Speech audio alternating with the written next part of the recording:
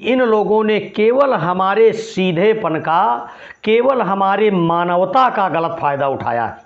खून पसीने की कमाई भी कई बार हम लोग इतना ज़्यादा अवसरवादिता में उतारू हो जाते हैं कि ये ध्यान नहीं देखते कि अच्छा खासा कमाए रखे हैं, इसी में अपना गुजर कर लेंगे, इसको फेंके दे रहे हैं, गारंटी नहीं है कि कोई लाभ मिल जाए।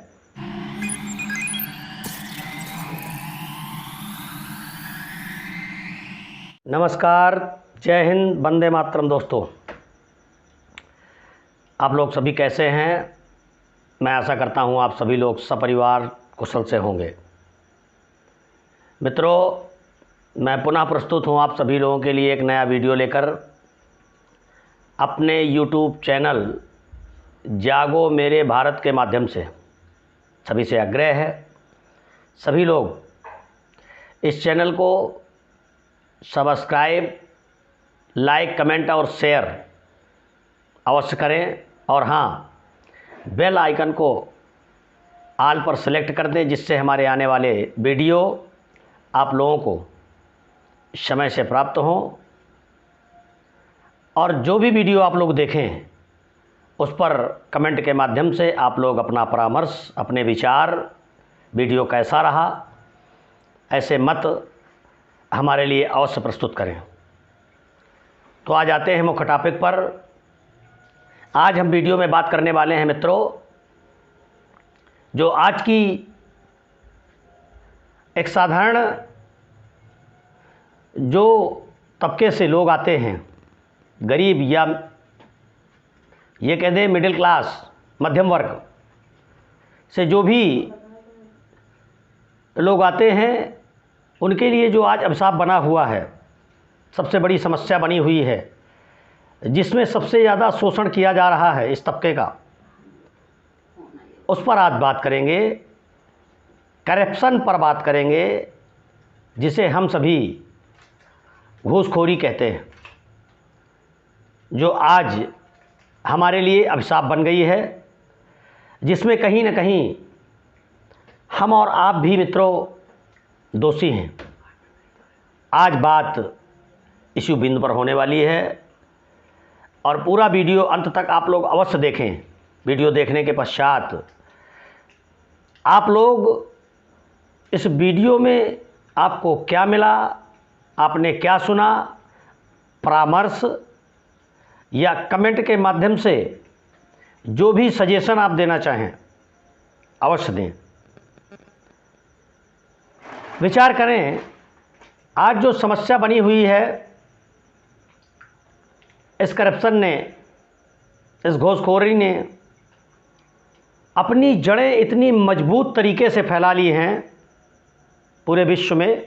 और फिर विश्व की बात क्या करें, हमारे देश में देश ही नहीं, प्रदेश प्रदेश ही नहीं, जिला जिला ही नहीं, अपने घर तक इसलिए कह रहे हैं कि प्रत्येक घर के व्यक्ति की जहाँ से जीवन की दिनचर्या प्रारंभ होती है, किसी भी कार्य को अपने घर से निकलते ही यदि हमें किसी सरकारी संस्था, किसी प्राइवेट संस्था, किसी भी विभाग में जाकर के यदि अपना कोई लाभ लेना है, सरकार, सत्ता, शासन, जहाँ से भी हमें लाभ प्राप्त होना होता है, उसके लिए हमें दर दर की ठोकरें खानी पड़ती हैं। कोई भी सही हमें जानकारी नहीं देता, जानकारी देने के बदले हमसे पैसा लिया जाता है, खर्च मांगा जाता है। और जानकारी किसी तरह प्राप्त हो जाने के पश्चात जब हम लोग सीढ़ी दर सीढ़ी उस कार्य को पूर्ण करने के लिए आगे बढ़ते हैं, स्टेप बाय स्टेप, तो हर सीढ़ी पे हमारे शोषण करने वाले दीमक की तरह इस समय वो घूसखोर लोग लगे हुए हैं, जिन्हें ना तो उनका कोई दीन है, ना ईमान है, ना कोई उनके श्रद्धा भाव है, ना किसी गरीब के प्रति उन लोगों को जरा सा भी लगाव है, ना हमदर्दी है, न चिंता है। ऐसा मैं इसलिए कह रहा हूँ क्योंकि मैंने अपनी आंखों से देखा है मित्रों कि जिसके पास कहीं ना कहीं से कमाई का स्रोत है, आय का स्रोत है, वो तो सुविधा शुल्क दे लेता है। ये लोग सुविधा शुल्क का नाम देते हैं, पैसा लेते हैं, कोई भी कार्य हो खर्चा लगेगा। आप लोग प्रायः सुनते होंगे, मेरी बात कहाँ तक सत्य है मेरा बार बार इसीलिए कहना है कि कमेंट के माध्यम से यदि मेरा वीडियो आपको अच्छा लगे अंत तक सुनिएगा और प्रत्येक शब्द पर विचार करिएगा। मैं बिल्कुल सत्यता पर यह वीडियो बनाने जा रहा हूँ। एक एक बिंदु मेरा सत्य होगा, जो मैंने अपनी आंखों से देखा है। मैंने अपनी आंखों से यदि नहीं देखा तो मुझसे किसी न किसी ने रो करके अपनी व्यथा आकर के सुनाई है कि मेरे साथ ऐसा से ऐसा हुआ और मेरा शोषण भी हो गया, मेरा कार्य नहीं हुआ। पराकाष्ठा तो यहाँ पार हो जाती है, हद यहाँ पार हो जाती है इसकी कि आप ये मान के चलिए कि उस गरीब व्यक्ति से उसकी खून पसीने की कमाई, उसकी गाढ़ी कमाई का एक हिस्सा किसी भी लाभ को दिलाने के लिए, किसी योजना का लाभ देने के लिए या कोई भी कार्य करने के लिए प्रत्येक विभाग का कर्मचारी, ये मान के चलिए कि हर विभाग में, हम सभी के लिए नहीं कह रहे कि सब ऐसा करते हैं, लेकिन प्रत्येक विभाग में ये गारंटी के साथ हम कहेंगे कि आपको दो एक लोग तो ऐसे मिल ही जाएंगे कि वो दांव में रहते हैं कि हमारे चंगुल में कहाँ से फंस जाए और हम इसका बिल्कुल काम तमाम कर दें। काम तमाम करने का मतलब ये जेब में नहीं बचेगी, फूटी कौड़ी जेब में नहीं बचेगी। आपके पास लौटकर अपने घर आने के लिए किराया है कि नहीं है, उनसे कोई मतलब ही नहीं है। उन्हें तो पैसा चाहिए। वो टारगेट बना के अपने घर से निकले हैं कि आज हम इतना लेकर के आएंगे, तब ये काम करेंगे। ये मैं अपनी वेदना है व्यक्त कर रहा हूं, कहीं ना कहीं मैं भी इसका शिकार हुआ हूं। आज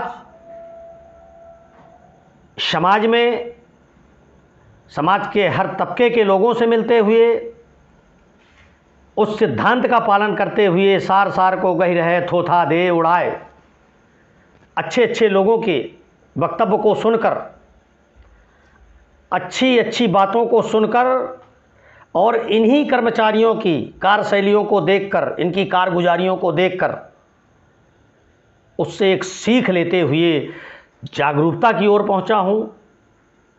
तब मेरे अंदर ये प्रेरणा जगी है कि आज मैं ना जाने कितने लोगों का कार्य बिना किसी घूस, बिना किसी सुविधा शुल्क के कराने में सफल हुआ हूं। और बस यही एक कारण रहा कि वेदना समाप्त नहीं हुई, तो मैंने जो ये चैनल आप सबकी सेवा में चला रहा हूं, ये मोटिवेशन चैनल आप लोगों के मध्य में जब लेकर आता हूं कोई भी वीडियो, तो मेरा उद्देश्य केवल यही रहता है कि मेरे वीडियो से यदि एक भी व्यक्ति को कोई मार्गदर्शन मिल जाए, कोई मार्ग सही मिल जाए, सीख सही मिल जाए और उसका पालन करते हुए उसका कोई भी कष्ट दूर हो जाए या उसकी किसी समस्या का समाधान हो जाए, मानो मेरा जीवन धन्य हो जाएगा।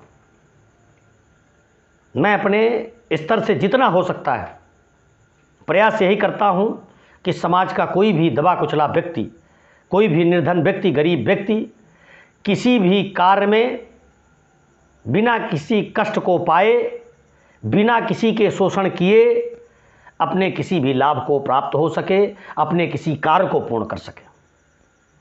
मित्रों, आप लोग मेरे वीडियो को सुनकर महसूस कर रहे होंगे कि इस बिंदु पर कितनी वेदना है, लेकिन इसमें कहीं ना कहीं हम और आप लोग भी दोषी हैं। अवसरवादिता के चक्कर में हमको जाने क्यों ये लगने लगता है कि ऐसा कर दिया जाए, कौन सा हमारे को जेब का जाता है। क्या मानसिकता है आप लोगों की? ये सत्ता शासन में बैठे हमारे राजनेता हमारे लिए किसी भी योजना को ज़मीनी स्तर पर लागू करने के लिए भेजते हैं ऊपर से, और इसको आपके नाम वहाँ से चला है, इसको लेने के लिए आप हड़बड़ाहट में जाते हैं ना। आप ये दृढ़ संकल्प रखिए अपने दिमाग में कि यदि आपके नाम का कोई लाभ आया है तो कितना भी बड़ा कोई आला अफसर हो, अगर आप सही मानक पे आते हैं तो आप केवल धैर्य रखिए और बिल्कुल अडिग रहिए अपनी विचारधारा पर कि एक फूटी कौड़ी नहीं देना है और लाभ तो ले ही लेना है। बस क्या है कि बैठना नहीं है एक जगह, अपनी बात को आगे बढ़ाना है, संकोच नहीं करना, साहब से बुराई को नहीं डरना। बहुत से लोग डरते हैं ना, बहुत से लोगों से, मुझसे ही कई बार ऐसी घटनाएं हुई, लोगों से हमने कहा कि अगर ये ऐसा कर रहे हैं आपके साथ तो आप ऐसा करिए, अमुक व्यक्ति से बता दीजिए, बड़े अधिकारियों से बता दीजिए कि ये मेरा काम नहीं कर रहे हैं, मुझसे इतना सुविधा शुल्क मांग रहे हैं और नहीं कह रहे हैं नहीं करेंगे, जो करना हो कर लो। तो व्यक्ति पता है क्या उत्तर देता है? केवल भय इतना व्याप्त कर दिया जाता है इन खून चूसने वालों की ओर से कि वो व्यक्ति ये कहता है कि साहब नाराज हो जाएंगे, साहब नाराज हो जाएंगे। यानी कितना बड़ा तवज्जो उस व्यक्ति को दे रहा है, मानो जो व्यक्ति उसका खून चूस रहा है, उसका अधिकार खा रहा है, अपनी तिजोरियां भर रहा है। लेकिन फिर भी इन लोगों का यह हृदय पसीजता नहीं है, इनके मन में कभी ये विचार नहीं आता कि जो दिन भर की मेहनत करने के बाद अपने परिवार के लिए नून तेल की व्यवस्था करके और शाम को जा कर के अपने बच्चों को 2 निवाले खिलाकर सोता है, उस व्यक्ति के कार्य के लिए हम ऐसा क्यों कर रहे हैं कि जो उसने दिन भर कमाया है हम लिए ले रहे हैं तो उसके बच्चे आज भूखे सोएंगे। अब ये लोग बता भी नहीं सकते, एक समस्या है। इनके साथ भी जब गठित होता है कुछ तो जैसी करनी वैसी भरनी, लेकिन किसी से बता थोड़ी सकते हैं। एक हमारे स्थानीय भाषाओं में ये कहावत है कि भीतर के मार दहिजरे रह जाने। भाई किसी से क्या बताएगा कि मैंने गलत किया है तो मैं भोग रहा हूँ, चाह कर भी नहीं बता सकता। लेकिन हाँ, अपनी आदत से भी बाज नहीं आता, और जो इससे बाज आ जाता है, एक बार में सीख ले लेता है, उसका जीवन सुखमय हो जाता है, उसको बद्दुआओं की जगह दुआएं मिलने लगती। ये अंत में बात आती है कि आखिर ये इतना बड़ा जो समस्या का पहाड़ खड़ा हुआ, ये खड़ा कैसे हुआ? इसमें कहीं ना कहीं हम और आप लोग भी दोषी हैं। क्यों? लाभ के चक्कर में ये उचित है कि अनुचित है, अच्छा है कि बुरा है, हम पात्र हैं कि अपात्र हैं, इससे मतलब नहीं है। कोई भी योजना, कोई भी कार्य हो, अनैतिक ढंग से हम लोग, अनावश्यक धन हमारे पास इधर उधर से आ रहा है, उसका दुरुपयोग करते हैं, और खून पसीने की कमाई भी कई बार हम लोग इतना ज़्यादा अवसरवादिता में उतारू हो जाते हैं कि ये ध्यान नहीं देखते कि अच्छा खासा कमाए रखे हैं, इसी में अपना गुजर कर लेंगे, इसको फेंके दे रहे हैं, गारंटी नहीं है कि कोई लाभ मिल जाए, अब फंसा देते हैं, बाद में पछताते हैं। इसलिए मैं कह रहा हूँ कहीं ना कहीं हम और आप दोषी हैं। आई कहाँ से ये घूसखोरी, ये करप्शन आया कहाँ से, इसने इतनी बड़ी जड़ें फैलाई कैसे? इस पर विचार करना है ना। मंथन करिए, विचार करिए। अरे मैंने जो भी विचार करके देखा, जो भी मैंने सुना, जो भी अनुभव किया, अनुभव ये किया कि इन लोगों ने केवल हमारे सीधेपन का, केवल हमारे मानवता का गलत फायदा उठाया है। एक कहानी आती है कि अंग्रेज़ों का राज था। अंग्रेज़ों के राज में जैसे लोग प्रायः कह दिया करते हैं ना कि अंग्रेज़ चले गए लेकिन अपने चेले छोड़ गए हैं, अपने कानून छोड़ गए, या नाना प्रकार की बातें लोग अपने अपने स्तर से करते हैं। तो ये जो छोड़ के गए हैं, तो ये छोड़ के तो बाद में गए हैं, जब वो यहाँ थे यहीं उन्होंने पाल लिए थे।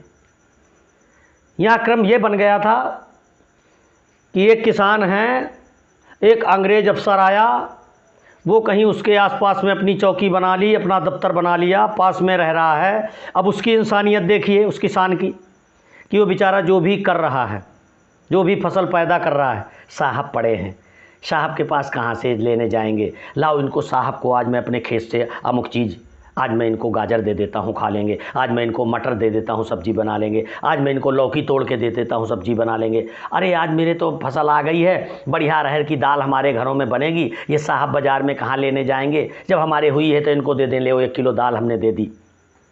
ये हमारी मानवता थी, हमारा अपनापन था कि हमने सोचा कि हम खाएंगे उसी तरह ये भी खाएंगे, क्यों ये लेने जाएं जब हमारे पास। लेकिन इस बात को इन लोगों ने अपना अधिकार, अपना हक बना लिया। वो प्रेम से देने वाली बात को इन लालचियों ने, इन खून पीने वालों ने, अवसरवादियों ने, इस गंदी विचारधारा के लोगों ने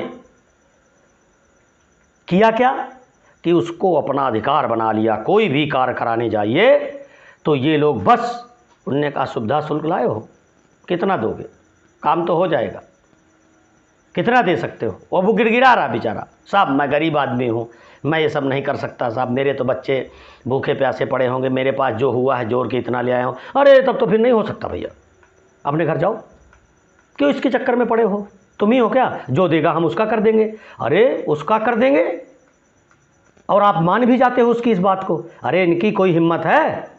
आप अगर एकजुट हो, दृढ़ संकल्पित रहो, एक निष्ठ बनो, अपने अधिकार को आप लेके रहोगे। इनके औकात नहीं है कि जो तुम्हारे लिए शासन सत्ता से पास हुआ है वो और किसी को ये दे दें। और अगर दे देंगे तो अगर आप अडिग रहोगे अपनी बात पर और इनकी बातों पे नहीं आओगे, अपने अधिकार को हक के साथ मांगोगे, तो ये चले जाएंगे अपनी नौकरी से और आपको आपका अधिकार मिल जाएगा। इसलिए मेरा ये कहना है, आओ आप लोग, हम लोग, सभी लोग यह दृढ़ संकल्पित हों, ये संकल्प लें कि आज के बाद किसी भी छोटे से छोटे कार्य से लेकर बड़े कार्य तक किसी भी अधिकारी कर्मचारी को अनैतिक कार्य के लिए दबाएंगे नहीं, और जो नैतिक कार्य है उसके लिए चाहे जितना वो प्रयास करें, एक पाई एक फूटी कौड़ी देना नहीं है। और एकजुट होकर के पहले तो अपना स्वयं आत्मनिर्भर बनो, जागरूक बनो, और आत्मनिर्भर होकर और अपने अधिकार को हक के साथ उससे मांगो और काम कराओ। नहीं करता तो एकजुट होकर एक दूसरे का सहारा लो और बिना कोई एक फूटी कौड़ी दिए इनसे अपना काम कराओ। इनको करना पड़ेगा, ये मैं आपको विश्वास दिलाता हूँ।